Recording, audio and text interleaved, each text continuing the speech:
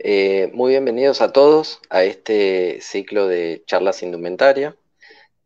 Hoy es el segundo día de este encuentro, son tres encuentros, el miércoles que viene va a ser el próximo, de la historia a través de las modas en Argentina.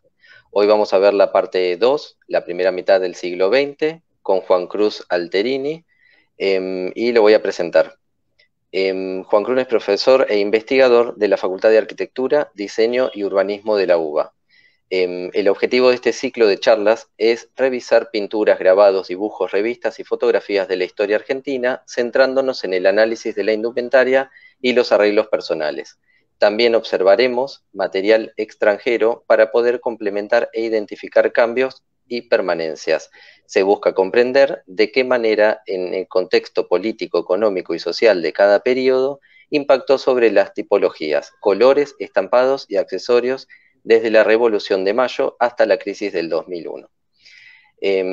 Nosotros ya tuvimos hace 2 miércoles la primera charla, el miércoles pasado lamentablemente tuvimos que suspender por unos temas, así que hoy vamos a continuar y el miércoles que viene. Bueno, lo que le queríamos pedir a quienes estén presentes es que pueden dejar sus comentarios en el chat, nosotros los vamos a ir leyendo, si a vos te parece bien, Juan Cruz, te vamos a ir interrumpiendo para hacer un poco más dinámico este encuentro. Obvio. Y después de que finalicemos vamos a dar los avisos parroquiales desde ASIMPAC. Así que bueno, Juan Cruz, cuando quieras, arrancamos. Bueno, perfecto. Muchas gracias y bienvenidos a todos otra vez. No voy a hacer una introducción muy larga, ya que hoy ya es el segundo encuentro, así que voy a ir muy rápidamente al grano, porque aparte hay un montón de cosas que quiero compartirles hoy, entonces no me quiero demorar en formalidades, pero bueno, una vez más gracias para los que estén conectados por el interés en el tema, que es un tema bastante interesante y del cual no se ha investigado lo suficiente.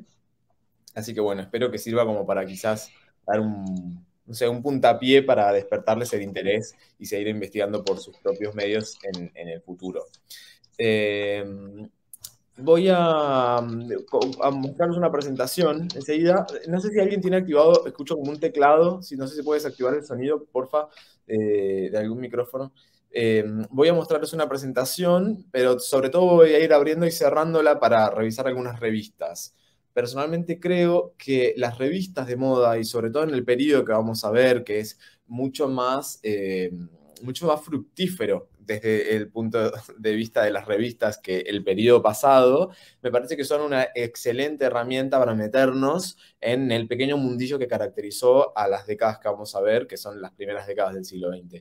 La verdad que no sé hasta dónde vamos a llegar, porque la idea es que esto dure una hora, así que bueno, vamos a llegar hasta donde sea y seguiremos entonces el miércoles que viene.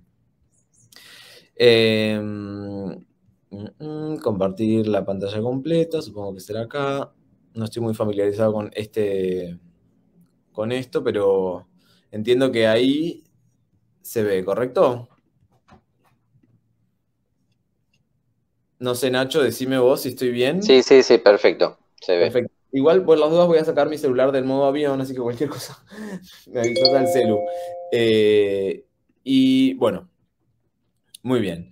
Entonces, me pareció pertinente empezar con esta imagen que fue publicada en un almanaque en el año 1899 que muestra dos grupos de personas. De un lado, unos hombres vestidos con ropa de todos los días, usando el sombrero bombín, algunos más gordos y con distintas características que ahora enseguida vamos a ver, y que atraviesan una moderna invención, que es esta máquina a vapor del nuevo sistema para vestir trajes a la minuta, y salen todos uniformados, vestidos muy elegantemente del lado izquierdo. Eh, una de las características más importantes que tiene la sociedad argentina en el periodo que nos ocupa, que es el principio, los primeros años del siglo XX, es que se trata de una sociedad con nuevos actores sociales, producto del acelerado desarrollo económico que atraviesa Argentina en la última parte del siglo XIX, y de las conocidas y archiconocidas oleadas inmigratorias que también tienen lugar en el último tercio del siglo XIX y durante todos los primeros años del siglo XX.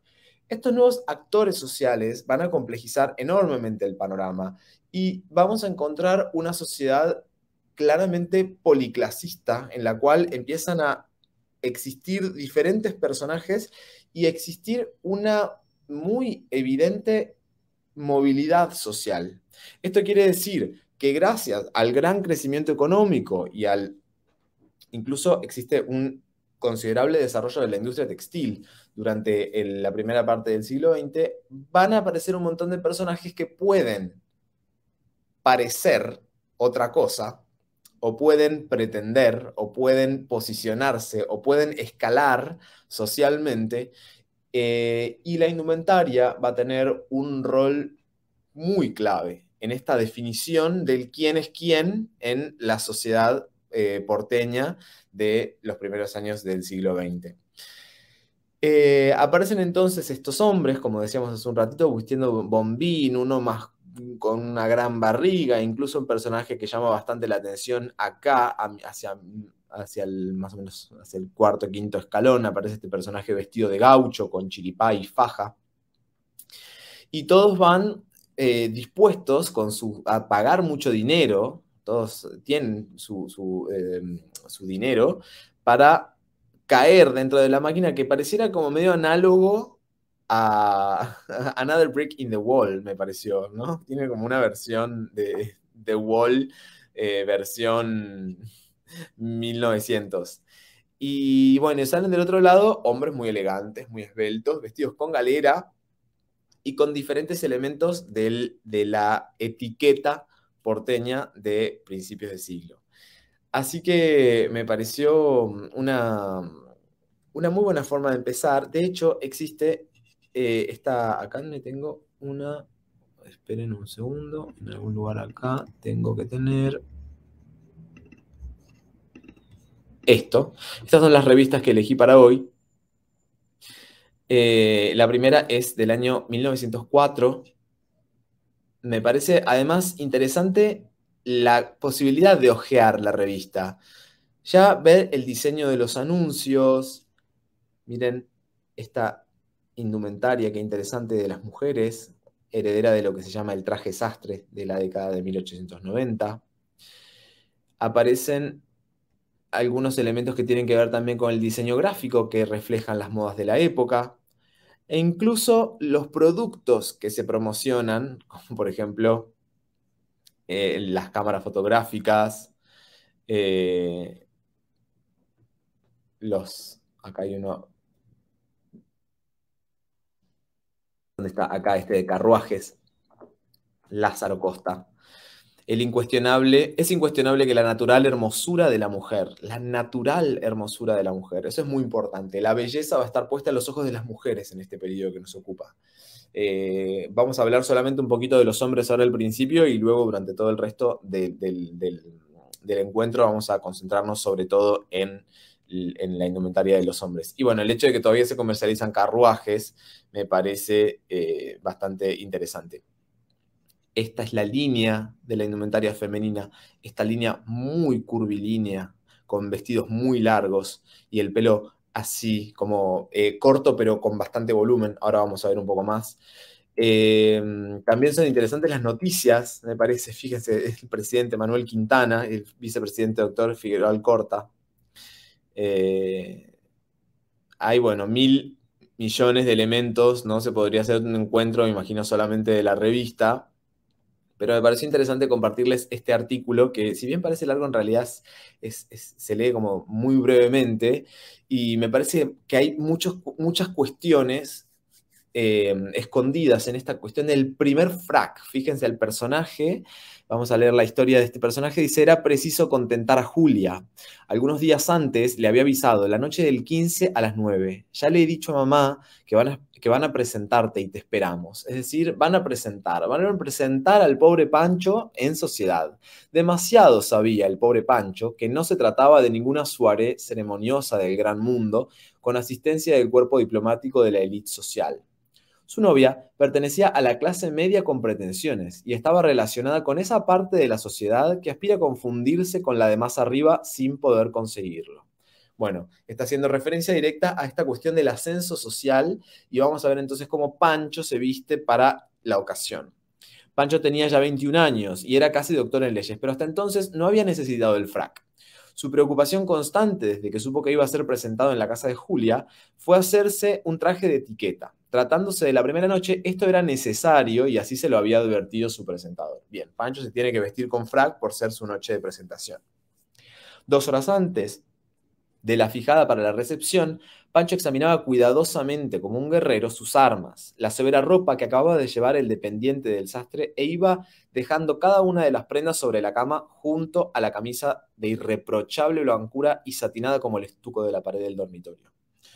Comenzó a vestirse, después de los pantalones se introdujo los botines de refulgente charol, también nuevos, porque aquella noche era de estrenos. Luego llegó el turno de la camisa, que debía meterla con mucho cuidado para no deshacer el monumento de su cabeza artísticamente preparada. De Polo el peluquero, engominado, un niño engominado probablemente. Después, el chaleco. La corbata, un lacito microscópico parecido a una mariposa blanca, contrario mucho a Pancho porque se le antojaba que no se veía bien y podía creer alguien que no la llevaba. Por fin se puso el frac. Bueno, entonces esos son los diferentes elementos que constituyen el frac. El pantalón, que además tiene como una lineecita muy característica, la camisa, el chaleco y el frac, que tiene la particularidad de ser corto por la parte delantera y con una cola larga por la parte trasera. Es una indumentaria que además tiene como muchos pequeños códigos de etiqueta, como el moñito o que la camisa tiene que sobresalir una determinada cantidad por fuera del saco. Es decir, es una indumentaria enormemente codificada, de códigos. Una indumentaria normalizada y una indumentaria codificada.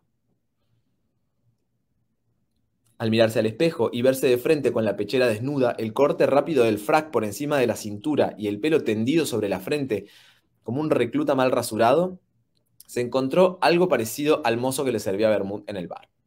Media hora antes de las 9 ya estaba Pancho impaciente, dirigiendo la vista desde el espejo al reloj y de este a aquel, esperando la llegada del amigo que venía a servirle de introductor, y que luego a las 9 en punto, cuando Pancho, presa de la desesperación, se deshacían improperios contra los amigos faltones. Aquel le tranquilizó, le hizo comprender que no le debían presentarse antes de las 10 y que tenían tiempo de tomar una taza de té.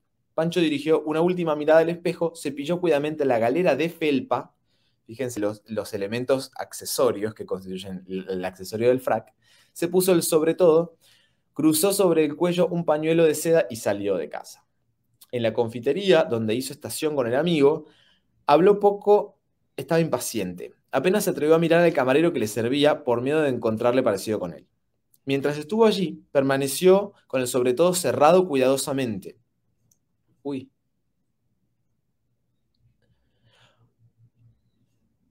Como un estuche que guarda una joya preciosa, pero al salir hallóse enfrente de un espejo que por ser mayor que el de su modesto alojamiento le permitían contemplarse de cuerpo entero, y aquello era tentador.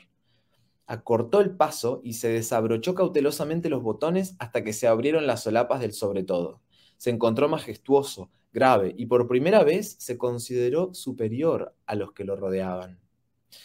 Me parece muy interesante cómo va dibujando toda la dinámica de lo que le va pasando a él cuando se ve a sí mismo con el frac y cómo la indumentaria se transforma en un elemento de posicionamiento social.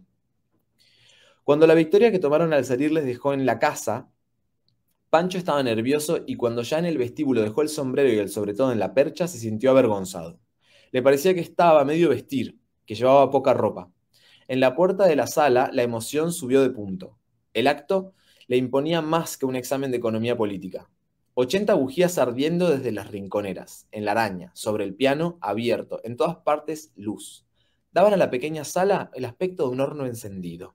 Esto también es bien interesante porque nos da la idea de cómo es el diseño interior que acompaña a esta indumentaria, enormemente recargado, heredero del hogar victoriano, es decir, de una decoración excesiva y aparece bueno, la lógica esta, ¿no? De la araña, el piano, diferentes elementos que nos dan cuenta de un interior enormemente abigarrado. No veía a nadie, sentía pesada la atmósfera y a duras penas, empujado por su amigo, atravesó la sala para saludar a la señora de la casa, a quien fue presentado. Tartamudeó algunas frases en medio de una turbación propia de la más ruborosa doncella y quedó sin saber qué hacer, apoyando el brazo en su amigo. Aquello duró muy poco. Pancho vio a su novia junto al piano, hablando con dos amigas, y se animó como un soldado que entra en acción delante de su bandera. Fue hacia ella, con la cabeza levantada y un poco encarnado, pero animoso y fuerte. La niña le colocó un nardo en el ojal de la solapa, casi sobre el corazón, y él se creyó condecorado. Una vez más, una referencia muy interesante. Después, paseó una mirada por el salón. Vio que los hombres antiguos, todos en la casa... Ay, ¿saben que veo un poco mal? Me cuesta un poco leer esta letra tan chiquita. Vio que los hombres... No sé cómo vendrán ustedes de aquel lado. Vio que los hombres antiguos, todos en la casa, iban de levita. Y esto le acordaba algo. Si al menos tuviera otro concurrente nuevo. El frac y la levita son como dos primos hermanos que se pueden usar en diferentes situaciones. También la levita es un abrigo cruzado, pero el frac tiene el aspecto este de ser de etiqueta, de ser más elegante, y por eso él ansía ver a otra persona vistiendo una levita. Durante todo el siglo XIX se usó la levita y se mantiene durante los primeros años del siglo XX también. Los pícaros brazos, le preocupaban mucho. No sabía dónde meterlos. ¿Se había fijado la gente en que estaba cohibido? Para salir del apuro se le ocurrió bailar, utilizar las manos en sujetar uno de aquellos talles de muchachas vestidas con tonos vivos y claros que se agitaban y bullían como pájaros al sol. La predominancia en los colores claros en las mujeres también es otra característica de estos primeros años de las modas porteñas. Ahora con algunas imágenes eso se va a aclarar un poco mejor. Bailó mucho. Todas las mujeres se sentirían orgullosas de bailar con él. El único frac. Cuando bailó con Julia y sintió el contacto de aquella cinturita esbelta que hasta entonces solo había podido ver desde lejos, en la calle, cuando percibió el aliento húmedo que se escapaba de aquella boca adorable, Pancho sintió mareos, algo parecido al delirio, al delirio de una pesadilla deliciosa y terrible que le arrastraba como un torbellino entre las notas de un vals inolvidable. Después de la 1 de la madrugada regresó a su domicilio, pálido y rendido, pero orgulloso de su conducta. Necesitaba descansar y la imaginación excitada lo prohibía. Se desnudó rápidamente y se metió en la cama. Sobre la mesa de luz, junto a la bujía, encontró un sobre, la factura del sastre. 150 pesos. ¡Qué horror! Pancho no podía pagar aquello. Recurriría a su padre, que aunque estaba harto de cuentas, ¡qué demonio! Una más. Tiró la factura y sopló la vela. Poco después dormía. Mientras su cerebro inquieto se reproducían las escenas de aquella noche. La sala llena de luz, las niñas revoloteando al compás del piano, Julia, la hermosa Julia, con su cabecita rubia, sonriéndole a él, el más feliz de los hombres, que era admirado por su figura esbelta, elegante, con su frac de cola de pato y corbata blanca, y por encima de todo, fulgurando a intervalos como relámpagos de una tempestad que se aproxima. Aparecían en su imaginación la figura mefistofélica del sastre con una factura en la mano y el rostro del padre de Pancho, grave, ceñudo, como el de un juez en audiencia. Y acá aparece el sastre, perdón, entonces, con la cuenta del frac. Fíjense qué agradables y simpáticos también los dibujos de Pancho en esta revista. Acá aparecen algunas caricaturas también y algunos banquetes, porque en las revistas de esta época es muy habitual encontrar bueno, en realidad, no solamente en la de esta época, algo así como las revistas, bueno, yo no consumo muchas revistas de chismes, así que no sé si es un buen ejemplo, pero así como la revista Gente o esas, esto es como el Icardi y, ¿cómo se llama la otra? Wanda Nara Wanda Nara. Sí, de 1904, es esta revista. Observen la cantidad de tela que tienen la ropa de las mujeres. Observen la elegancia de los hombres con su moño y sus chalecos y camisas blancas. Observen el pelo recogido y voluminoso.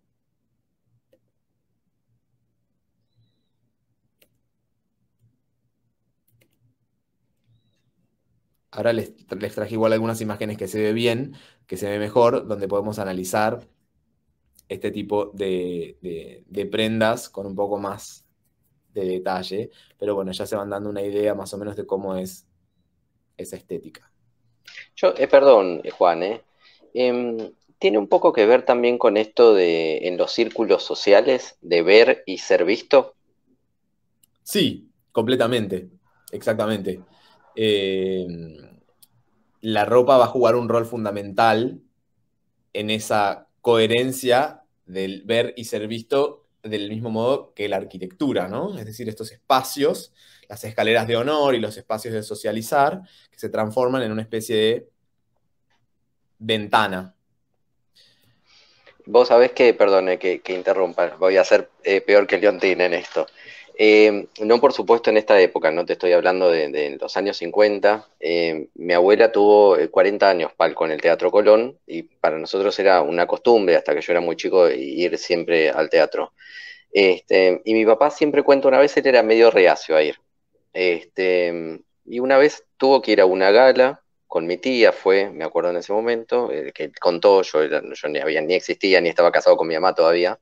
Este, y le habían hecho un traje sastre, y de una seda italiana que habían traído no sé dónde, pero una cosa nueva. Y dice que en un momento estaba caminando con mi tía en los ambulatorios, y que mi tía le dice, ¿no te das cuenta? Y dice, ¿qué? Dice, se está mirando todo el mundo. Y lo miraban por el traje que tenía. Pero era la costumbre, me dice yo, mi papá me lo contaba, me dice yo ni sabía, me dice, pero círculos, ¿no? Sí, completamente. Es más, el ejemplo que vos estás trayendo es muy pertinente porque de hecho el Colón tiene la entrada principal que da sobre la calle Libertad y tiene como dos grandes pasillos que balconean hacia ese hall principal, a esa escalera principal. Entonces se transforma justamente en un espacio perfecto para que mientras las personas van llegando, los otros los van mirando a ver qué es lo que está usando cada uno. Y es un periodo además en el cual salirse de la etiqueta es un periodo que no hay mucho lugar para el salirse de lo que está establecido. No hay tanto lugar para lo que en la segunda parte del siglo XX van a ser las contraculturas, sino que hablamos de una indumentaria enormemente normada y codificada. Fíjense, por ejemplo, un poco lo que es la ropa de las mujeres. Esta es del mismo año, esta foto también, 1904. Estas imágenes dan... Bueno, a mí son imágenes que me gustan mucho, que además están en excelente calidad y nos permiten ver este pequeño mundillo social, este pequeño encuentro entre, bueno, es pequeño encuentro, este gran evento en el hipódromo de Palermo y analizar un poco la indumentaria de las mujeres. Fíjense la cantidad de tela que tienen. Imagínense, por ejemplo, este vestido tirado en el piso. Levantarlo sería como un gran bollo de encaje, puntillas y tejidos muy finos. La ropa se arrastra prácticamente por el piso, es decir, es muy larga. No arrastrarse mucho por el piso, pero sí la indumentaria de este periodo cubre los pies. Es muy pesada. Estas, bueno, señoras quizás no son las jovencitas más agraciadas, pero en este periodo la ropa se lleva con corset. Es decir, es muy ajustada y también es muy alta. Observen los cuellos. No existe la lógica de mostrar mucho el pecho, sino que es muy ceñida también en el cuello. El historiador Eric Hobsbawm dice que el siglo XIX es el más largo de todos, porque empieza en la Revolución Francesa y termina recién en la Primera Guerra Mundial, en 1914. Y siguiendo esa línea, podemos pensar que en realidad, si bien el siglo XX ya empezó, todavía no es la hora de la mujer moderna. Todavía no es la hora de la mujer que puede tomarse el subte, sino que es una indumentaria enormemente arreglada y exagerada, que va a tener estas características de ser pesada, incómoda, larga, ceñida, ajustada, y que se usa con distintos accesorios, como pueden ser, bueno, los grandes sombreros, muy característicos, algunos profusamente ornamentados, con telas, con flores e incluso con pájaros disecados, los guantes, los abanicos y un accesorio muy de moda en la época todavía, que es el parasol, como lleva esta señora de la izquierda. No es coincidencia que también el parasol se corresponda con el mismo periodo que es el del diseño de los parques públicos, es decir, un importante rediseño de la ciudad, siguiendo la lógica de que la práctica de deportes o la práctica o que los paseos al aire libre forman parte, sí, que como que la práctica de deportes es saludable, que los paseos al aire libre son una actividad deseable. Entonces el parasol se instala como uno de los accesorios principales de moda, no solamente en Buenos Aires, sino también en el mundo en general. Observen también la predominancia de los colores claros, que en el día son los colores preferidos, a menos que haya una mujer que esté vestida de luto. Estos son algunos ejemplos de indumentaria que, si bien estos son ejemplos de indumentaria extranjera, podría haber perfectamente ser cualquiera de los trajes de estas mujeres de acá. Jacques Doucet es uno de los diseñadores más importantes de la época. Tenía corresponsal en Buenos Aires, se vendía la ropa de Jacques Doucet en Buenos Aires. Y acá, del lado derecho, vemos dos ejemplos de sombreros que, si bien no son tan grandes como los que llevan las señoras en el hipódromo, sí nos permiten ver un poco los adornos, las flores, los moños tipo lazos, o incluso, como en el ejemplo de abajo, un pájaro disecado. Estos son más ejemplos. Fíjense que el talle es en la cintura y es una cintura bien ceñida. De hecho, la moda esta se lo conoce con el nombre de silueta en S. Muy volumétrica en la zona del busto, muy pequeñita en la zona de la cintura y también con bastante volumen en la zona de la cadera. Presten atención también al largo de la indumentaria. Esta indumentaria que, como decíamos antes, prácticamente se arrastra por el piso. Estos son tres ejemplos de Argentina, bastante interesantes me parece los tres. El del lado izquierdo es un anuncio de trajes para ceremonia de boda, no para la novia, sino para las madrinas, las madres, las vecinas. Miren cómo el dibujante acentúa las curvas mediante hacer una silueta muy pequeña, bastante baja, en realidad como una silueta muy esbelta. Y acentuando, ven como si pudiéramos encontrar varias letras S escondidas en esos movimientos. El vuelo de la falda es muy amplio y muy largo, y la cintura entonces se lleva con corset.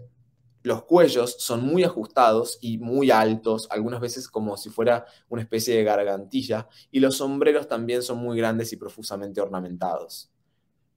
Abundan tejidos muy lujosos, incluyendo encajes, puntillas, broderís y distintos tipos de elaborados tejidos en color blanco o colores claros.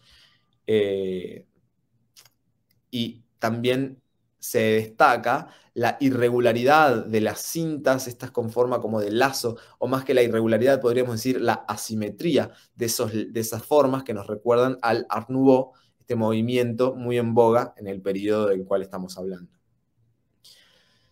Las dos imágenes de la derecha. Perdón, Juan, ¿es una percepción mía o yo tengo un libro de 1903 que es de moda y están exactamente estos mismos, este mismo tipo de ilustraciones? Y acá es como vos decís, se ve algo como muy estilizado, muy lánguido, muy, con algo de, no se ve la pesadez, pero cuando ves las fotos de los vestidos como los mostrás, se ven como muy pesados esos vestidos. ¿No? La ilustración como que no muestra por ahí lo que era tanto en sí. Yo los veo, te digo, en fotos antiguas o algo así, y te dan esa sensación de que son telas pesadas, incluso. Sí. Pero no sé, pregunto. No, sí, completamente. Es que es un poco medio como para un meme expectativa-realidad, esta diferencia. Pero sí se trata de indumentaria muy la pesadez es justamente una de las características, más allá de que las telas no necesariamente siempre fueran pesadas, no era tanto como en el periodo anterior que vimos en el encuentro pasado, eso que decíamos que parece que están vestidas con la cortina, ya existen géneros como mucho más livianos y mucho más aptos para este tipo de indumentaria, pero sí la superposición de prendas que se usa, ya que por ejemplo se usan las enaguas, o el largo, o los corsets y la abultada ropa interior, sí dan esa sensación de pesadez. Además de, por supuesto, la completa y absoluta como recarga de elementos, ¿no? Es una indumentaria muy recargada y eso da la sensación de pesadez. Pero bueno, es como vos decís, la esbeltez del dibujo y la delgadez de la línea, esa línea absolutamente estilizada, da como resultado algo que pareciera que no se condice del todo cómo es este traje y cómo realmente se ven estas señoras. Pero sí nos permite entender que es de ahí de donde está viniendo esa idea. Y también tenemos la suerte de contar con muchísimos retratos como este del medio, de estas señoras de la alta burguesía, que elegían fotografiarse con fotógrafos profesionales. Este es el estudio de Alejandro Whitcomb, una foto también del mismo periodo en el cual podemos ver indumentaria muy similar a la que estamos, analizando. Y esta moda de retratarse y ya la difusión que existe de la fotografía nos permite tener un gran catálogo de modas en lo que a esto respecta. Y acá hay algunas imágenes más, también extranjeras, de indumentaria más para la noche, en la que sí aparece el color negro, no necesariamente asociado con el luto, y que nos permite ver también algunos zapatos bastante interesantes, y el pelo, que enseguida les muestro. Miren acá, este es otro vestido de Jacques Doucet, fíjense una vez más qué pesado, qué ornamentado, y qué ricos los textiles, ¿cierto? La superposición de prendas, la superposición de capas, también es un recurso interesante que muchos de estas prendas manejan. Y estos son algunos de los accesorios. Esto es un corset de principios del siglo XX, que bueno, pareciera ser también una prenda, ¿no?, bastante anterior a lo que caracteriza a la mujer moderna. Los sombreros muy grandes, con plumas como otro accesorio importante, y bueno, como decíamos hace un ratito, los abanicos.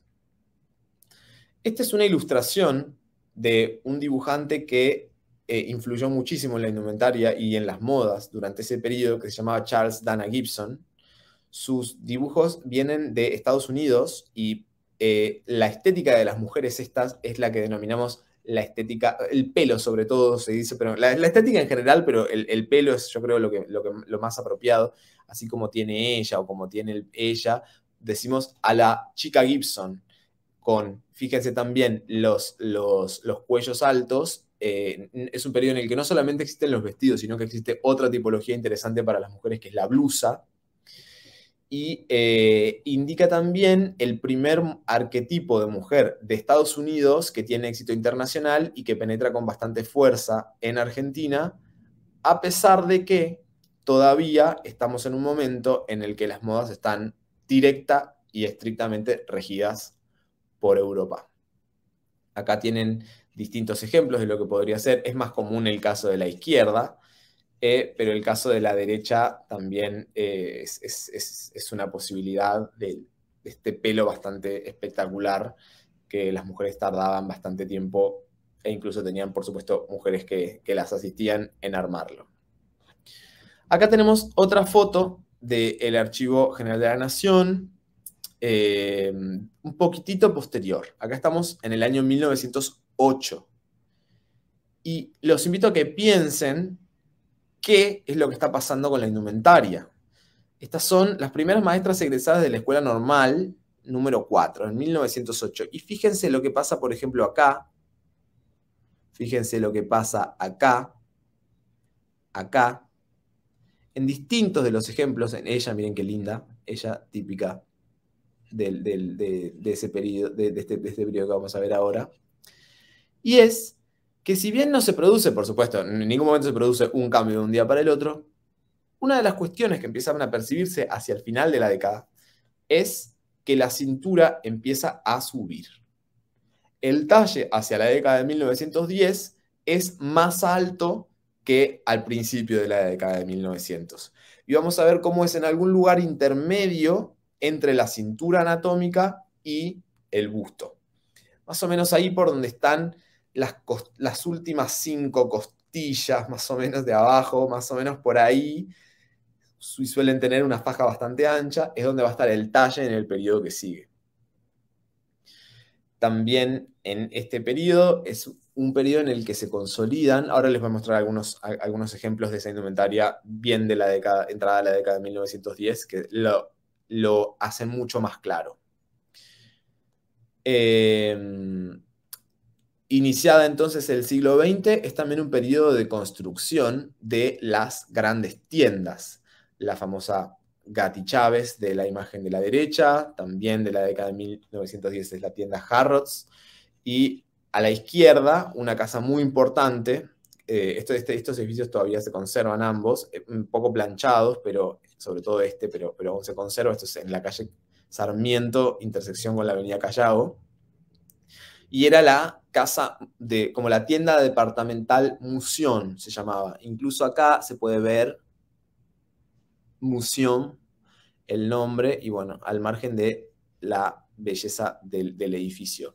En estas tiendas se venden distintos productos, no solamente ropa, sino también un montón de otro tipo de productos para el arreglo personal, o muebles, o cosas para la casa, etc. Y constituyen uno de los ejes más importantes de lo que es el consumo en este periodo. La sociedad, la alta sociedad porteña, puede adquirir la ropa de los principales diseñadores de diversas maneras. Una es viajando personalmente a Europa, que es algo absolutamente habitual para las familias de la élite. Muchas de ellas tienen, o sus hijos estudiando, van a pasar el verano, existen, una relación muy directa con los principales centros europeos. En el caso de la moda, la referencia principal siempre es París. También existen literalmente a las mujeres que su amiga les compre ropa.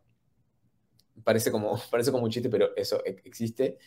Y también existen lo que se llaman las comisionistas, es decir, estas personas que traían ropa de los principales diseñadores o de diferentes casas y las vendían acá. Iban a la casa de las personas, iban con su equipo a la casa de las mujeres y de los hombres también, y vendían grandes cantidades de ropa todas las temporadas. Y también existen versiones adaptadas al gran público, que tiene que ver con, por ejemplo, que alguna casa de estas puede comprar o los moldes, o el derecho de fabricación, o piezas en lienzo para copiar, o distintos tipos de dibujos que permiten la reproducción de una u otra prenda adaptada para el gran público. Y es también, al desarrollarse, es también el periodo en el que se pone de moda la lógica de los trajes de confección.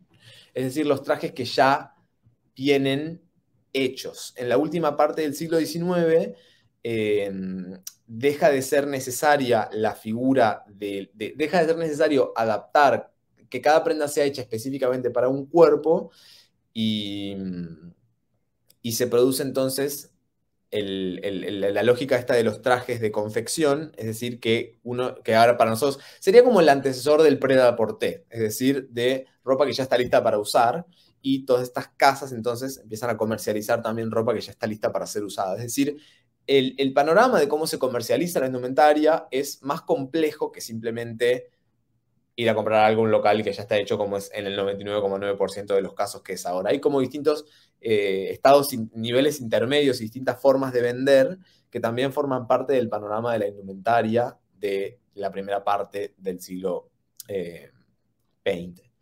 Incluso la Casa Museum tenía una revista, que es esta que ven acá, la revista Elegance Féminine, que se comercializaba tanto en Francia como en Argentina, y que tuvo la alta honra de contar como primera cover girl, como la primera chica de la tapa, a Rosa González de Sáenz Peña. Rosa Isidora González Delgado de Sáenz Peña, que era nada más y nada menos que la primera dama al momento de que se imprimió el primer ejemplar de la revista, que fue este que ven acá en la pantalla.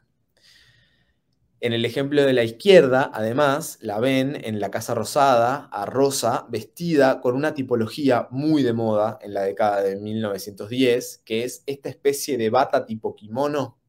Ven que parece una indumentaria ya mucho más cómoda, como si estuviera entre casa. Una indumentaria enormemente influenciada por lo que son, por ejemplo, los kimonos japoneses, y que tiene que ver con una estética mucho más confortable que empieza a deshacerse de la pesadez que caracteriza al periodo anterior. Diseñadores como Mariano Fortuny o Paul Poiret hacen propuestas que ya implican el diseño de una indumentaria sin corsé, que se lleva de una forma mucho más cómoda, y durante la década de 1910 conviven algunas mujeres que siguen vistiéndose a la moda antigua con otras que empiezan a incluir elementos como el que tiene la primera dama en esta imagen muy linda de 1913.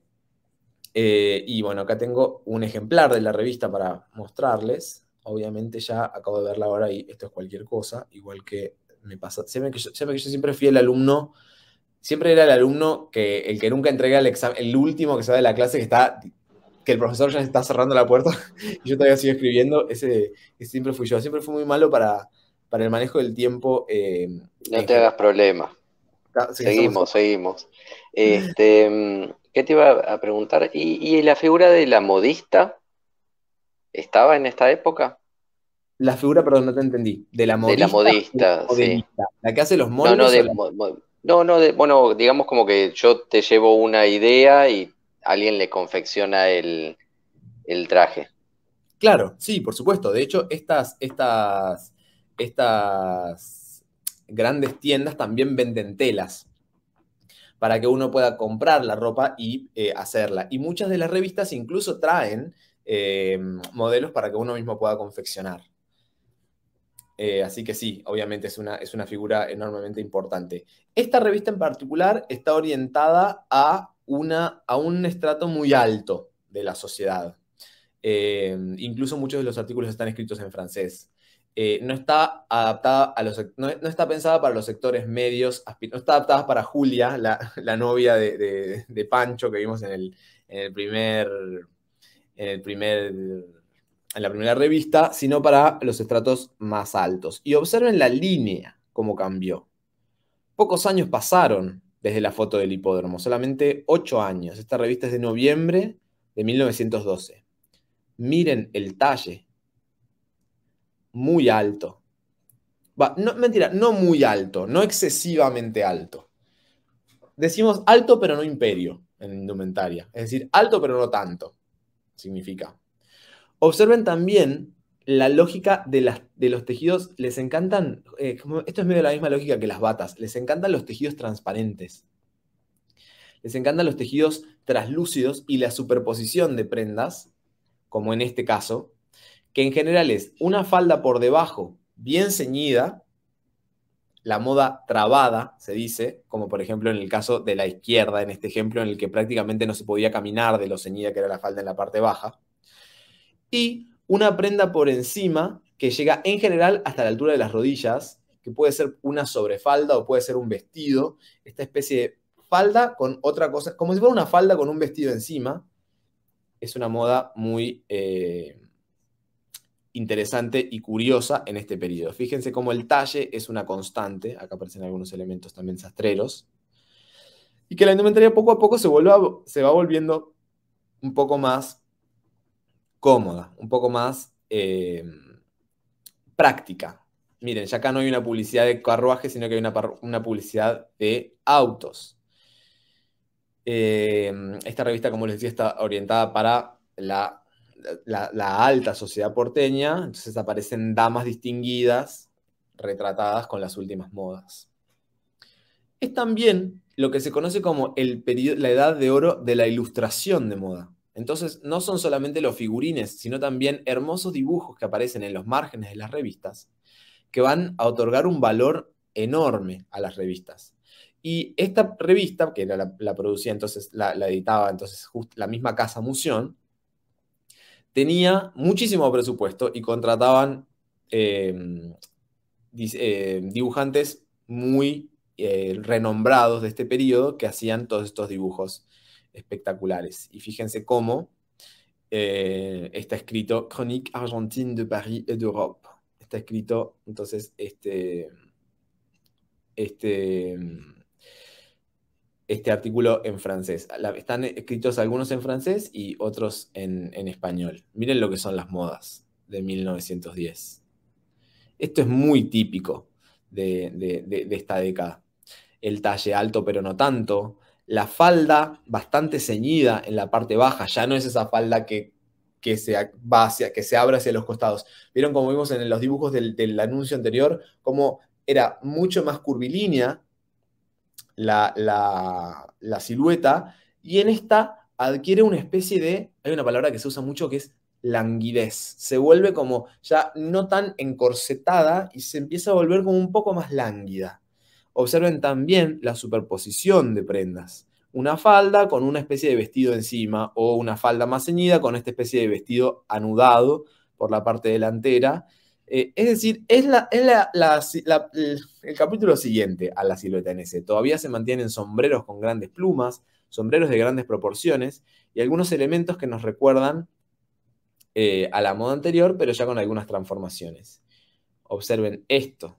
Ahora les voy a mostrar un ejemplo que me hace acordar bastante a esto. Perdón, Juan, tenemos una pregunta ¿Sí? de Leonardo. Leonardo, no voy a pronunciar tu apellido. Bueno, es bastante Schmielarsik o algo así. Dice, bueno, muy interesante el ciclo. El concepto de moda se emplea exclusivamente para los usos y costumbres, y, bueno, usos, costumbres y gustos de indumentaria en los sectores pudientes, o también es válido en sectores carenciados. Y agradece. Bueno, es una pregunta muy interesante. De hecho, el proyecto de investigación en el que empecé a trabajar hace poco, junto con la cátedra en la que estoy en la facultad, tiene como título Moda versus Vestido, justamente haciendo referencia a que el vocablo moda hace referencia a los sectores más acomodados, mientras que el término indumentaria o el término vestido sería el que corresponde para las clases subalternas. Así que esa es como la hipótesis del proyecto. Así que por ahí 2 años te respondo, Leonardo, eh, la conclusión de lo que sea el proyecto de investigación. Pero en general, sí, podemos pensar la moda como esto es medio de alguien, quizás algún sociólogo te podría responder mejor que yo, pero en general entendemos la palabra moda como la expresión de contemporaneidad, no solamente referido a la indumentaria, sino referido a las modas musicales, las modas en arquitectura, las modas lo que sea. Pero bueno, creo que es una pregunta interesante y compleja a la vez. Lo que sí podemos asegurar, sin miedo a equivocarnos, es que son los sectores dominantes los que marcan las modas en este periodo. No existe la lógica que vamos a conocer en el siglo XX de la moda de la calle. No existe esta lógica de, esta lo adoptaron primero tal tribu urbana adoptó una moda y eso después se volvió admitido por las clases dominantes, sino que en este momento es más una moda que baja desde arriba hacia abajo. Y el tema del término es, bueno, interesante y enormemente complejo. Y perdón, ¿y qué diferencia entre moda y tendencia? ¿O es algo más contemporáneo? Tendencia es una palabra bastante contemporánea. Es una palabra más actual. Y bueno, no sabría cómo poner en palabras una diferencia entre moda y tendencia. En general, en la facultad decimos las modas, referido a las diferentes, sí, tendencias de cada época. No sé si hay una cuestión temporal, no sé, no sabría ponerte en palabras una diferencia concreta entre moda y tendencia. Creo que cada uno tiene como un uso medio particular, pero no sé si es más la costumbre de decir una o la otra que una diferencia real entre esas dos. Pues, también la cuestión de los términos es un tema que me tiene medio, no muy preocupado en materia de indumentaria. Y eso no sé si responde esa no sé, no sé si responde la pregunta, pero ese es mi comentario al respecto. Fíjense acá las novias del año, todas estas señoras vestidas bien a la moda de 1910. Y de acá, miren, este es a color, también nos permite ver una toilette para niña en muselina de seda blanca, corpiño de solapaz cruzado a lo virgen.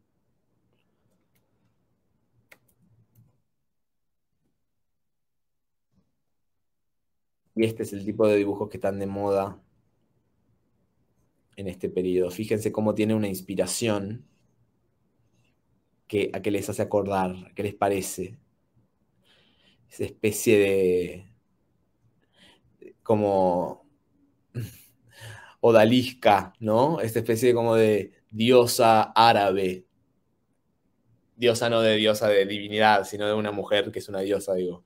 Con un turbante. Las modas orientales, mal llamadas orientales, forman parte de las modas, de las tendencias, de los ciclos de este periodo, y me parece súper interesante cómo aparece en este caso. Existió, de hecho, una fiesta en París en 1911, un año antes, que se llamó la Fiesta de la Noche 1002, que es la que viene después de la Mil y una Noches, ¿no? Organizada por Paul Poiret y su esposa, en la que la consigna era vestirse según los cuentos orientales. Se habla de un exotismo decadente, porque muchas veces aparecen, de hecho acá, miren, ahora les muestro una cosa más de la presentación, pero antes quiero ya cerrar la revista. Fíjense lo que es la línea. Este tipo de anudados, la superposición de prendas, el talle alto. Este no tiene tejidos transparentes, pero bueno, eso también es otra de las características. Miren lo que son las ilustraciones acá. La edad dorada de la ilustración de moda se llama.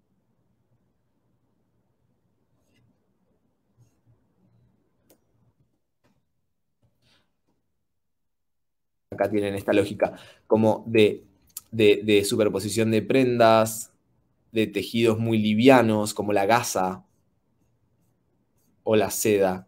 Y miren acá, es esta la inspiración relacionada con la bata con la que vimos a la primera dama, a Rosa de Sáenz Peña.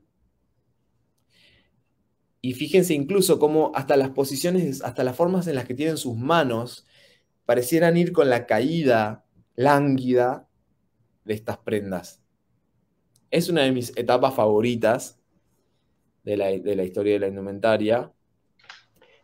Perdón, Juan, yo viste que te mencioné que tenía una revista de esta época y me quedé pensando que generalmente son este tipo de imágenes en blanco y negro o monocromo, y en la que yo tengo particularmente, debe ser en todas, tiene la descripción exacta de qué tipo de tela es, del color que es. Puede ser Sí, que venga acompañado sí. de eso como para ponerle la imaginación a...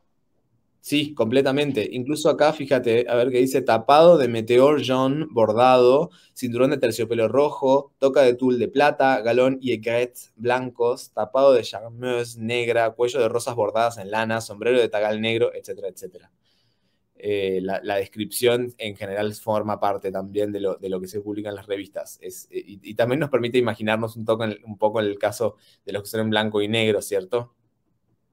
Fíjense, vestido kimono. Esto no lo había visto, lo vi recién. Vestido kimono con adornos de puntilla de Milán. Eso es muy, muy habitual, que aparezcan las tipologías que hacen referencia entre comillas, siempre Oriente. Es muy, muy característico de este periodo también. Miren las publicidades. Azareto Hermanos, fabricantes e importadores de artefactos para luz eléctrica y objetos de arte en general. avisan a su muy distinguida clientela que se encargan de traer directamente de Europa juegos completos de muebles de puro estilo a condiciones y precios los más ventajosos. Imagínense lo que era traer todos estos muebles de... Bueno, en realidad es algo que yo creo que todos en Buenos Aires y en Argentina en general sabemos, el hecho de la gran cantidad de cosas, de materiales para la construcción que se traían de Europa, pero bueno, me parece que verlo en los anuncios es igual una experiencia interesante. Y ahí termina esta revista. Voy a seguir un ratito más. Me voy a tomar el atrevimiento de pisar un poquitito el tiempo, que igual empezamos 2 minutos más tarde. Esta es una mujer que vino a Buenos Aires y causó un revuelo bastante importante. Quizás alguno conoce la historia de Isadora Duncan, que era una bailarina.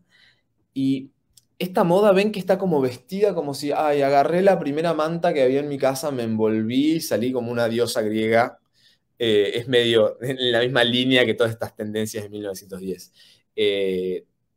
Y bueno, ella vino, se alojó en el Hotel Plaza en Retiro y cuando se fue hizo como todo un escándalo en el Teatro Colón porque había gente hablando y ella empezó a decir que los sudamericanos no entendían nada de arte, que era cierto lo que le habían dicho y la terminaron echando y bailó el himno nacional y se armó un quilombo también con eso y al final tuvo que dejar su abrigo y sus joyas a modo de pago en el hotel.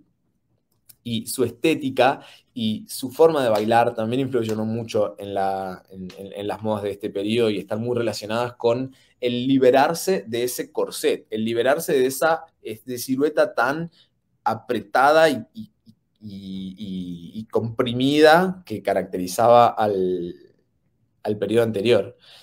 Y acá hay otra imagen muy importante, esta es muy importante no, en realidad es una imagen más, pero a mí me pareció muy interesante, de cómo aparecen elementos, esta es de una revista que se llama Le Journal des Dames et des Modes, aparecen elementos combinados como una especie de turbante con una especie de bonsai, es como, bueno, cualquier cosa que venga de Oriente, no importa de dónde venga, no importa si le pones una pluma, es como vos mandale, es decir, es una forma acrítica de aproximarse, una visión acrítica de estas civilizaciones. No importa si en tal cultura representa una cosa o la otra, no importa si esta prenda se usa en un contexto o el otro, no importa. En la lógica esta del exotismo y del fanatismo con el orientalismo, aparecen todo este tipo de manifestaciones que se traducen en indumentaria como la que estuvimos viendo en la revista esta argentina de hace un ratito o mismo en la imagen de la primera dama. Y esto es una publicidad bastante interesante que apareció en una de las revistas más populares del momento, que se llamaba la revista El Hogar, que me gustó ponerla porque, es decir, no es que desaparecieron completamente los corsets, pero fíjense que ya parecieran modelar otra silueta, una silueta más esbelta y no tan con esa cintura de avispa que caracteriza al periodo anterior, y que son corsets en general bastante largos. Los que aparecen en este periodo también me parece una moda bien interesante. Y antes de meterme en la década del 20, me parece que yo creo que lo más coherente sería... ¿Qué opinas, Nacho? ¿Terminar acá?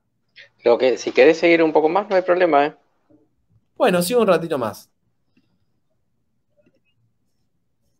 Sigo un poquitito más simplemente para mostrarles a, el personaje que más revolucionó la indumentaria de... Ya tengo tengo muy buen punto donde cortar, ya se me ocurrió. A la indumentaria de la década de 1920, que es Coco Chanel, una diseñadora que, según dice algunos en la bibliografía, transformó el luto en elegancia, es decir, el color negro se transformó en un color que forma como el color básico del guardarropas de las mujeres.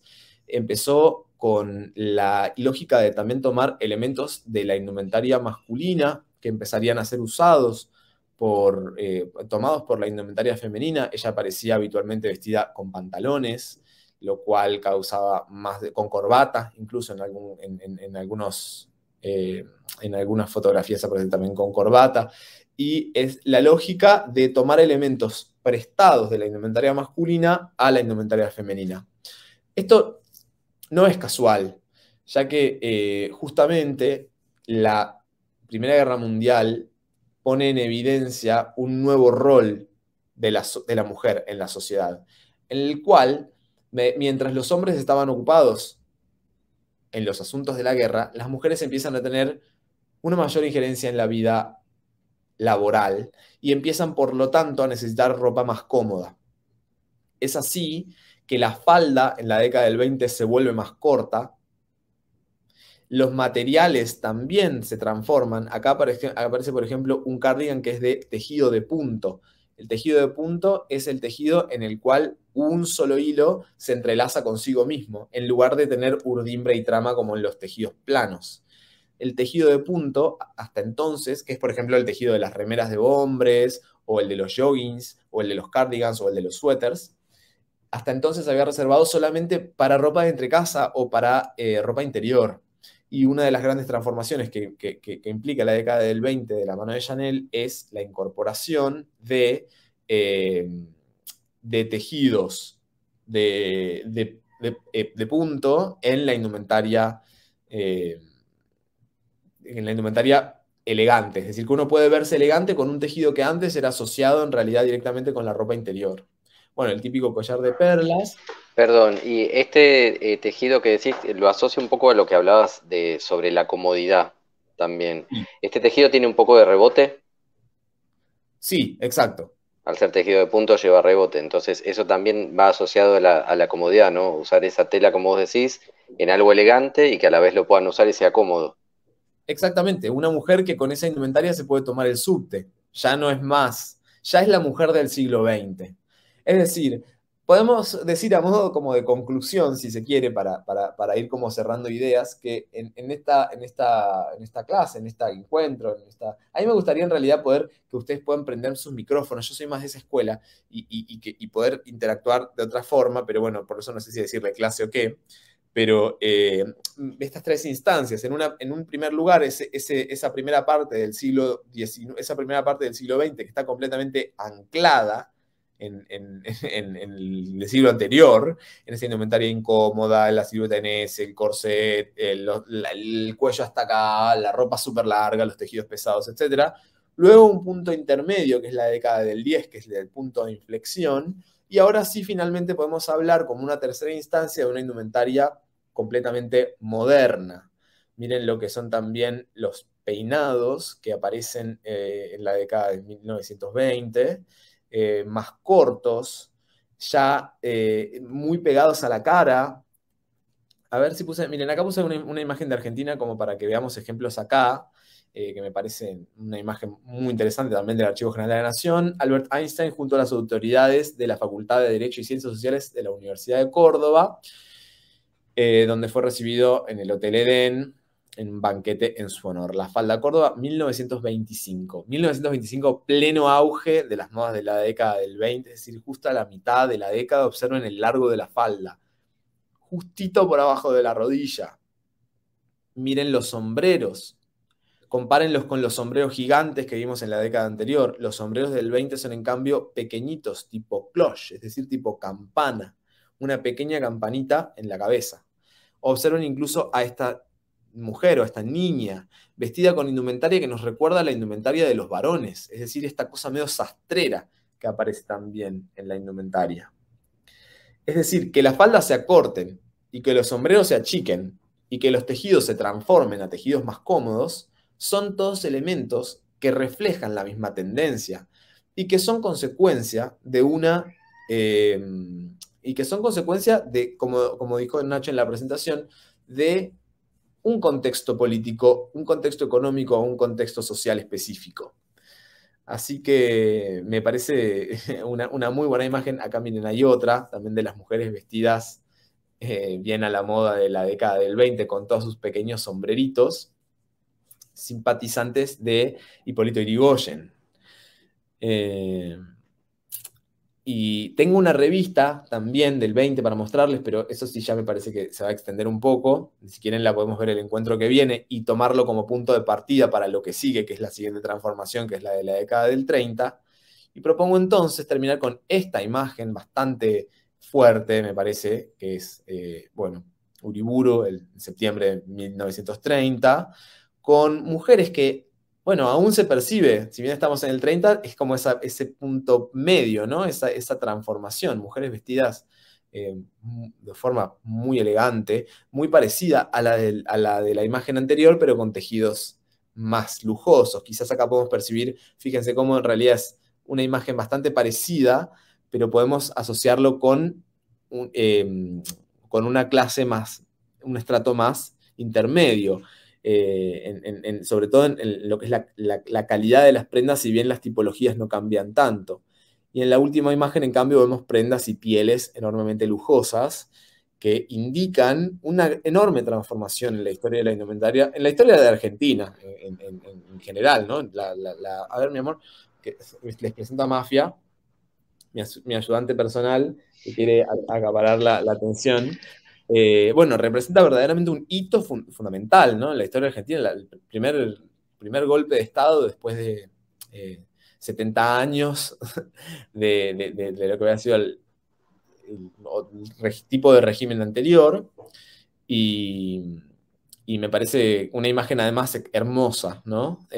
La composición cómo todas estas mujeres mirando a Uriburu casi con fascinación y esta otra casi como un personaje introductorio, ¿no? Casi como si fuera el personaje introductorio de un cuadro ahí, con sus vestidos de piel, con sus abrigos de pieles negras, con sus sombreros pequeños y sus collares de perla, según la moda de 1920. Ya estamos, bueno, 1930, pero digamos todavía no se definió del todo la década siguiente, sino que recién está empezando. Así que este sí me parece que puede ser un buen, un buen punto para terminar, como para no extenderme mucho, y el encuentro que viene podemos continuar desde acá. Me preguntaba una cosa, Juan. Viendo un poco, rememorando la charla anterior, em, que digamos en un poco más de tiempo, en lo que es la moda, ¿no? Por supuesto, hubo como sutiles cambios. Y acá en muy corto tiempo son como muy drásticos los cambios. O sea, cambia mucho la silueta, todo cambia. Las telas, inclusive, como hablabas, cómo se manejaba eso en la sociedad, ¿no? Estar siempre, cada 10 años ya te va cambiando, qué es lo que empezamos a partir de 1900, ¿no? Cada 10 años más o menos te cambia la moda, cambia todo. Y lo que habíamos visto anteriormente es como que cada 30 años te cambiaba la parte de la falda o una manga, pero la silueta más o menos se conservaba.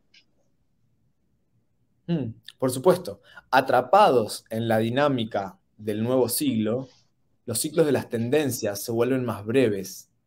Y ni siquiera te diría cada 10 años, cada menos incluso. La moda de 1900 es diferente de la de 1908 y es diferente de 1913 y es diferente de la de 1920. Es decir, en esas tres décadas podríamos encontrar, 1900, 1910, 1920, en esas dos décadas podríamos encontrar incluso eh, tres siluetas e influencias y tipologías y materiales y colores bien diferentes. Y a medida que pasa el tiempo, más aún. Así que eso sí, justamente tiene que ver con esa dinámica de las nuevas comunicaciones y de la velocidad de las modas y de la prensa de moda que se multiplica exponencialmente. Por eso también es más fácil el material en esta clase, porque hay como mucho material, hay un montón de fotos que antes no existían en la clase anterior, hay un montón de revistas que antes había como medio cuentagotas en la clase anterior. Así que sí, Claro, es un poco también el reflejo de todo lo que venías diciendo, ¿no? De todo el contexto socioeconómico y también las innovaciones a nivel tecnológico de la época, no sé, te digo, desde transatlánticos a que sean mucho más veloces y las cosas lleguen muchísimo más rápido desde Europa, que era donde estaba la mirada puesta en esa época, o esto que vos decís de los medios y las revistas y que sean más accesibles para otro tipo de públicos. Eso también debe influir en todos estos cambios. Sí, sí, completamente. Absolutamente. Acá yo, bueno, hay muchos agradecimientos. Voy a nombrar así rápidamente: Patricia, Andrea, Susana, Marta, bueno, Leonardo, Andrea nuevamente, Liliana. Andrea, preguntás cuándo es la próxima clase. Es el miércoles que viene a la misma hora. Ustedes pueden dejar siempre sus preguntas o comentarios, nosotros los vamos a ir charlando, porque la plataforma esta no permite tener gente dentro de la llamada. Y bueno, si me permitís, Juan, voy a hacer unos pequeños avisos parroquiales. Entonces, Sobre... Sí, sí, sí. Antes de dejarte la posta, les quiero, bueno, una vez más agradecer y hacerles mi propio aviso parroquial también. Por favor. Les cuento que me hice un Facebook, que es una plataforma que yo no sé si mi generación la verdad que no ubica mucho el uso de Facebook, pero Juan Cruz Alterini, si me quieren buscar ahí en Facebook, voy a ir subiendo algunas cositas. Y doy un curso de historia de la indumentaria, un curso de 6 clases de 2 horas que me parece que es algo interesante y lo promociono normalmente ahí a través de las redes. Y bueno, nada, obviamente agradecer a Simpac y a Nacho por invitarme y los veo entonces el miércoles que viene. No, por favor, bueno, lo del curso lo vamos a difundir nosotros desde ya, así lo vamos a dejar también en nuestras redes, después nos pasás bien toda la info. Y bueno, yo les paso los avisos parroquiales para ir cerrando. El más importante que queremos decirles que tenemos el día 26 y 27 de noviembre el 9º Encuentro Internacional de Conservación y Restauración de Patrimonio. Van a ser 2 días, viernes y sábado, en horario de 10:30 a 17:30. Vamos a tener invitados internacionales y nacionales como siempre. Después le queremos decir que tienen disponible en nuestra web el boletín ASIMPAC, la edición especial y la edición regular, donde ahí van a encontrar un montón de artículos científicos referentes a patrimonio. Lo pueden descargar gratuitamente, está en PDF. Y seguimos con nuestros cursos online, Museología y Pensamiento Crítico, que está dictado por Virginia González y Constanza Lodueña. Conocimientos básicos de conservación preventiva en documentos históricos por Virginia González. Y Ese más museos, dictado por Florencia Croiset. Así que bueno, si nos siguen en nuestras redes, le pedimos siempre el apoyo en nuestros canales de YouTube, Facebook, Instagram. Pueden seguirnos ahí e ir enterándose las novedades. Te agradecemos mucho, Juan, y nos vemos entonces para cerrar el miércoles que viene a las 18 horas.